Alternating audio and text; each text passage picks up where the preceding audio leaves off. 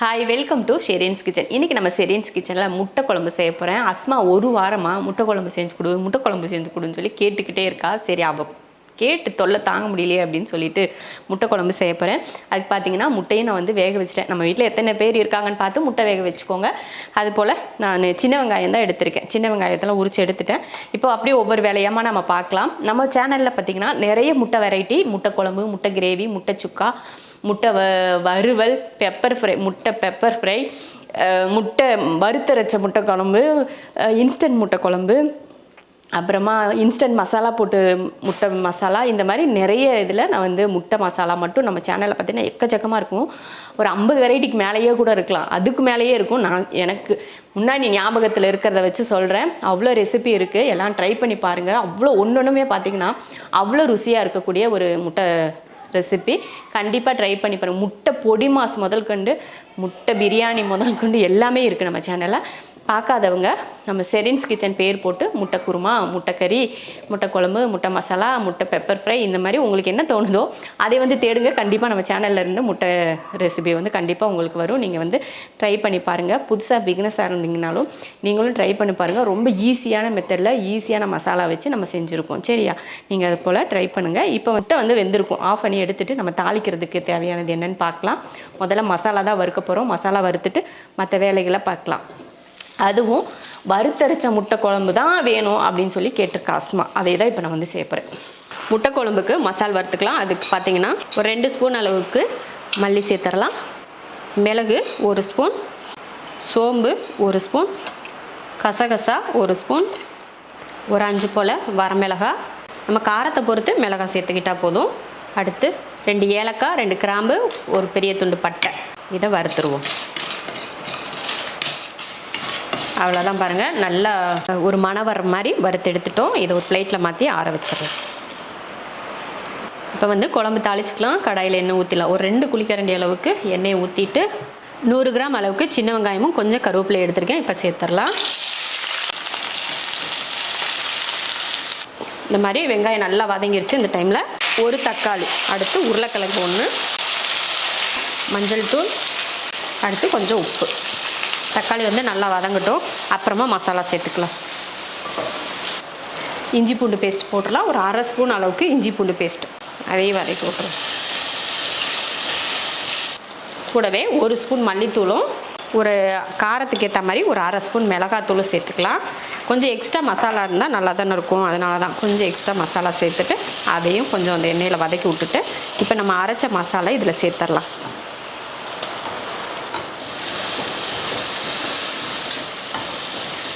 மசால் போட்டு நல்லா இந்த மாதிரி எண்ணெய் பிரிகிற அளவுக்கு வதக்கி விட்டுட்டு இப்போ தண்ணி சேர்த்துக்கலாம்.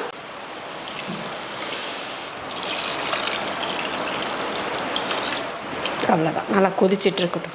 இப்போ முட்டை சேர்த்துக்கலாம். நான் வந்து ஒரு 6 முட்டை எடுத்திருக்கேன். முட்டை நல்லா கீறி விட்டு சேர்த்துக்கோங்க. அப்போ மசாலாலாம் முட்டையில் வந்து நல்லா இறங்கும். அடுத்ததான் முட்டை போட்டதுக்கப்புறமா நான் வந்து ஒரு துண்டு தேங்காய் அரைச்சிருக்கேன், அதையே சேர்த்துடலாம். அடுத்து தண்ணி.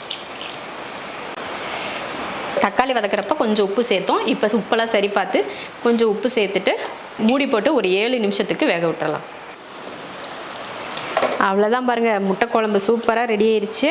நான் வந்து 2 முட்டையை உடச்சி ஊற்றிட்டேன். உங்களுக்கு வந்து காட்டுறதுக்கு மறந்துட்டேன். அதனால் நீங்கள் வந்து கடைசி இறக்க போகிறதுக்கு ஒரு 2 நிமிஷத்துக்கு முன்னாடி இந்த மாதிரி ஒரு 2 முட்டையை உடச்சி ஊற்றுனீங்கன்னா முட்டை குழம்பு வந்து சாப்பிட்றதுக்கு ரொம்ப நல்லாயிருக்கும். இந்த மாதிரி முழுசாகவும் போட்டு உடச்சி ஊற்றுங்க. கூட உருளைக்கிழங்கு சேர்த்து போட்டு நான் செஞ்ச மாதிரி இந்த மாதிரி முட்டை குழம்பு நீங்கள் செஞ்சு பாருங்கள், சூப்பராக இருக்கும். சூப்பரான ஒரு முட்டை குழம்பு ரெடி ஆயிடுச்சு. முட்டையெல்லாம் உடச்சி ஊற்றுனீங்கன்னா குழம்பு சாப்பிட்றதுக்கு இன்னும் டேஸ்ட் நல்லாயிருக்கும். வறுத்தரைச்ச முட்டை குழம்பு சூப்பராக ரெடி பண்ணிட்டோம். நீங்களும் இதே மெத்தடில் முட்டை குழம்பு செஞ்சு பாருங்கள். செஞ்சு பார்த்துட்டு எப்படி இருக்குன்னு சொல்லிட்டு கமெண்ட்டில் சொல்லுங்கள். முட்டை சுக்கா பண்ணுறதுக்கு முன்னாடி முதல்ல முட்டையில் இருக்க மஞ்சள் கருவெல்லாம் தனியாக பிரித்து எடுத்துடலாம். எடுத்து இது வேஸ்ட் பண்ண மாட்டோம், நம்ம இதெல்லாம் சாப்பிட்டுக்கலாம். நான் வந்து ஒரு 5 முட்டை எடுத்திருக்கேன். அதில் இருக்கிற வெள்ளைக்கருவெல்லாம் எடுத்துக்கலாம். முட்டையில் இருக்க மஞ்சள் கருவெல்லாம் எடுத்துகிட்டு நம்ம இதை வந்து சின்ன சின்ன துண்டாக வெட்டி எடுத்துக்கலாம். சும்மா ஒரு 2-3 வெட்டி எடுத்துக்கிட்டோம்னா நமக்கு அந்த மசாலாவில் போட்டு வதக்கிறதுக்காக தான் இது போல் வெட்டி எடுத்துக்கலாம். ஒரு கடாயை வச்சுட்டு எண்ணெய் ஊற்றிக்கலாம். எண்ணெய் காஞ்சதுமே கடுகு, 1/4 ஸ்பூன் சோம்பு, அடுத்து 2 பெரிய வெங்காயம், கொஞ்சம் கருவேப்பிலை. வெங்காயம் நல்லா வதங்கிடுச்சு. இந்த டைமில் ஒரு 1/2 ஸ்பூன் அளவுக்கு இஞ்சி பூண்டு பேஸ்ட்டு சேர்த்துக்கலாம். இஞ்சி பூண்டு போட்டு வதக்குனதுக்கப்புறமா கொஞ்சம் மஞ்சள் தூள், 1 ஸ்பூன் மல்லித்தூள், 1/2 ஸ்பூன் மிளகாத்தூள். இது போல் நல்லா மசாலா வந்து இந்த மாதிரி வதக்கிட்டு கொஞ்சமாக தண்ணி சேர்த்துடலாம்.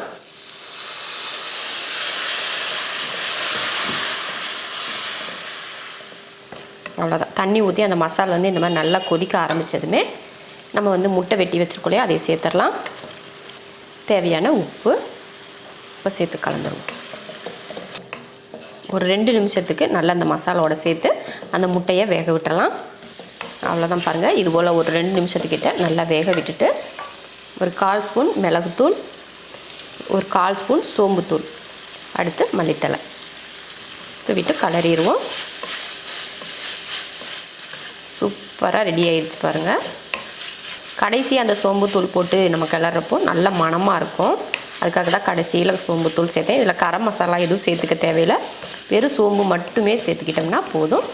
அருமையான ஒரு முட்டை சுக்கா ரெடி ஆயிடுச்சு. இது சாதம், சப்பாத்தி 2க்குமே சூப்பரான ஒரு சைட் டிஷ்ஷாக இருக்கும். இப்போ அடுப்பு ஆஃப் பண்ணிடலாம்.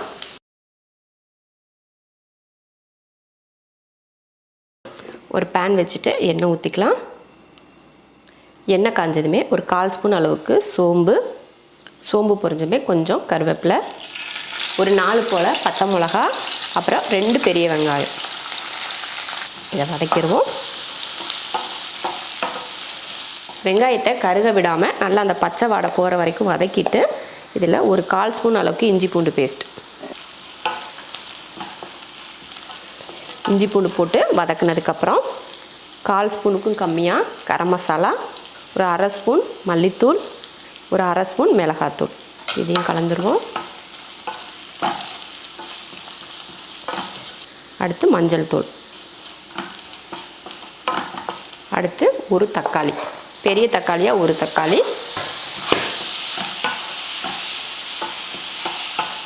தக்காளி போட்டு நல்லா வதக்கியாச்சு. தக்காளி வந்து நம்ம சின்ன சின்னதாக வெட்டி இருக்கிறதுனால ரொம்ப மசியணும் அப்படிங்கிறதுலாம் இல்லை.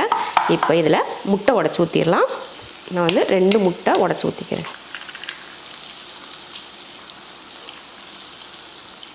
இப்போ தேவையான உப்பு. இப்போ இதை கலந்துருவோம்.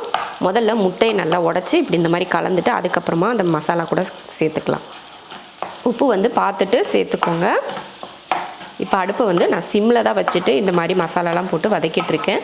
நீங்கள் எப்போ தாளிக்க ஆரம்பித்தாலும் எண்ணெயெலாம் காஞ்சதுக்கப்புறமா இந்த மாதிரி மசாலா பண்ணுறதுக்கு கொஞ்சம் அடுப்பை மீடியம் ஃப்ளேமில் இல்லைன்னா சிம்லையாவது நீங்கள் வச்சுக்கோங்க. அப்போ தான் உங்களுக்கு வந்து டக்குன்னு உங்களுக்கு போட வராது இல்லையா, அப்போ வந்து உங்களுக்கு ஈஸியாக இருக்கும் செய்கிறதுக்கு. கலந்ததுக்கப்புறம் நான் வந்து அடுத்து 3 முட்டை வேக வச்சு எடுத்திருக்கேன். இதையை துருவி சேர்த்துக்கலாம். அடுப்பை சிம்மில் வச்சுக்கோங்க. மொத்தம் இதுக்கு வந்து நான் ஒரு 5 முட்டை எடுத்திருக்கேன். அப்போ தான் நம்ம வீட்டில் 4 பேர் இருந்தோன்னா சாப்பிட்றதுக்கு வந்து கரெக்டாக இருக்கும். முட்டை துருவினதுக்கப்புறமா இந்த மாதிரி லைட்டாக கிளறி விட்டுருவோம். நல்லா ஒரு நிமிஷத்துக்கு இது போல் நல்லா கலந்து விட்டுக்கோங்க. ரொம்ப கலந்திங்கனாலும் நல்லா கொலன்னு ஆகக்கூடாது. லைட்டாக பார்த்து பொறுமையாக இந்த மாதிரி கலந்து உதிரியாக இருக்கணும் பாருங்கள். இந்த மாதிரி உதிரியாக இருக்கிற மாதிரி கலந்துக்கணும். உப்பு பத்தலைன்னா உப்பு போட்டு கலந்துக்கோங்க. இறக்க போகிறதுக்கு முன்னாடி கொஞ்சம் மல்லித்தலை, கொஞ்சம் கருவேப்பிலை தூவிட்டு கலந்துருவோம். அவ்வளவுதான். அருமையான ஒரு முட்டை கீமா மசாலா ரெடி. இப்போ அடுப்பை ஆஃப் பண்ணிக்கலாம். நம்ம எப்பயுமே ஒரே மாதிரி தான் முட்டை வறுவல் செஞ்சு சாப்பிடுவோம். இது போலையும் ஒரு முறை செஞ்சு சாப்பிட்டோம்னா ரொம்ப அருமையாக இருக்கும். நான் வந்து 5 முட்டையை வேக வச்சு எடுத்திருக்கேன். அதை நல்லா சின்னதாக ரவுண்டாக வெட்டி எடுத்துக்கலாம். ஒரு கடாய் வச்சுட்டு அதில் எண்ணெய் ஊற்றிக்கலாம். இப்போ வந்து முட்டையை பொரிச்சு எடுத்துடலாம். பாருங்கள், இந்த மாதிரி போட்டு லைட்டாக இந்த மாதிரி பொரிச்சு எடுத்துட்டு இதை ஒரு பிளேட்டில் மாற்றி வச்சுக்கலாம். இதே போல் மீதி இருக்கிறதையும் பொரிச்சு எடுத்துருவோம். மறுபடியும் வேறு கடாய் வச்சுட்டு கொஞ்சம் அதில் எண்ணெய் ஊற்றிக்கலாம். ஒரு 2 ஸ்பூன் அளவுக்கு ஊற்றிக்கிட்டால் போதும். எண்ணெய் காஞ்சதுமே ஒரு 4-5 பூண்டு பல் இது போல் சின்னதாக வெட்டியிருக்கேன், அதையும் சேர்த்துடலாம். பூண்டு கூட ஒரு 2 பச்சை மிளகாய், இது போல் நல்லா அந்த பூண்டோட பச்சை வாடை போனதுக்கப்புறமா 1 ஸ்பூன் அளவுக்கு ரெட் சில்லி சாஸ், 1/4 ஸ்பூன் மிளகுத்தூள், அடுத்து இதில் கொஞ்சம் மல்லித்தலை தூவிட்டு நம்ம வறுத்து வச்சுருக்க முட்டையை சேர்த்துடலாம். நம்ம முட்டை வறுத்ததுனால ரொம்ப வந்து உடஞ்செல்லாம் வராது, நல்லா அந்த மஞ்சக்கரு வந்து இறுக்கமாக பிடிச்சிக்குவோம். கொஞ்சம் உப்பு சேர்த்துட்டு இப்போ கிளறி விட்டுருவோம். அவ்வளோதான், அருமையான முட்டை ரெடி. நம்ம எப்பயுமே ஒரே மாதிரி தான் முட்டை வறுவல் செஞ்சு சாப்பிடுவோம். இது போலையும் ஒரு முறை செஞ்சு சாப்பிட்டோம்னா ரொம்ப அருமையாக இருக்கும். இப்போ அடுப்பை ஆஃப் பண்ணிக்கலாம். நம்ம வீட்டில் எப்பயுமே முட்டை வறுவல் செஞ்சு கொடுப்போம். நம்ம வீட்டில் எல்லாருக்கும் அடிக்கடி வேறு வெங்காயம்லாம் போட்டு இந்த மாதிரியெல்லாம் முட்டை வறுவல் செய்வோம். இந்த மாதிரி ஒரு முறையாவது நீங்கள் முட்டை வறுவல் செஞ்சு கொடுங்க. ரொம்ப ரொம்ப அருமையாக இருக்கும். உங்களுக்கு வேலையும் ரொம்ப ஈஸியாக முடியும். இந்த மாதிரி ஒரு முட்டையை கட் பண்ணிவிட்டு அதில் எண்ணெயில் பொரித்து இந்த மாதிரி கொஞ்சமாக சாஸ்லாம் ஊற்றி வறுத்து கொடுத்தீங்கன்னா குழந்தைங்கலேருந்து பெரியவங்க வரைக்கும் எல்லாருமே விரும்பி சாப்பிடுவாங்க. கண்டிப்பாக ட்ரை பண்ணிவிட்டு எப்படி இருக்குன்னு கமெண்ட்டில் சொல்லுங்கள்.